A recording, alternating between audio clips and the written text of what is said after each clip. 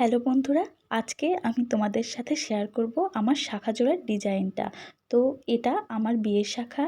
আমার শ্বশুরবাড়ি থেকে আমাকে আশীর্বাদ করে এই শাঁখা জোড়া দিয়েছিল। তো এটা তো আমার কাছে খুবই মূল্যবান এবং খুবই শখের একটা জিনিস। আসলে প্রতিটা বিবাহিত নারীর কাছেই তার শাঁখা তার কাছে সবথেকে মূল্যবান এবং সবথেকে ভালোবাসার। তো আমার শাঁখায় এখানে একটু পোকায় খাওয়া আছে। তো লোকে বলে যে পোকায় খাওয়া শাঁখা নাকি খুবই পাকাপোক্ত আর খুবই মজবুত হয়। আবার অনেকে এটাও বলে যে শাঁখা যদি কখনো ভেঙে যায় বা যদি কখনো বেড়ে যায় তো ওই পোকায় খাওয়া জায়গা থেকেই নাকি আগে ভেঙে যায়। তো আমার এই শাঁখার ভেতরে দেখো একটা টিপ মোটিভ করা আছে, তারপরে একটা এরকম চোখ মোটিভ করা আছে, তারপরে এরকম একটা এস বেঁকি মতো পাত, তারপরে একটা লাভ, তারপরে একটা নৌকা। তো দেখো সবগুলোর ভেতরে এরকম ছিলাকাটা ছিলাকাটা ডিজাইন করা আছে, যার জন্য ডিজাইনগুলো আরও বেশি চকচক করছে।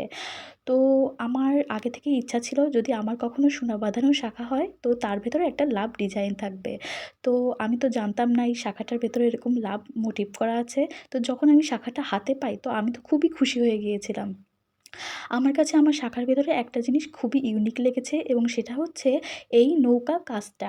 আসলে আমি এর আগে কখনো কারো শাঁখার ভেতরে এরকম নৌকা কাজটা দেখিনি। তো আসলে আমার শাঁখার ভেতরে সব ধরনের ডিজাইনই করা আছে। টিপ, চোখ, বেঁকি, নৌকা, লাভ। তো আমার কাছে আমার শাঁখা জোড়া তো খুবই ভালো লেগেছে, খুবই ইউনিক লেগেছে।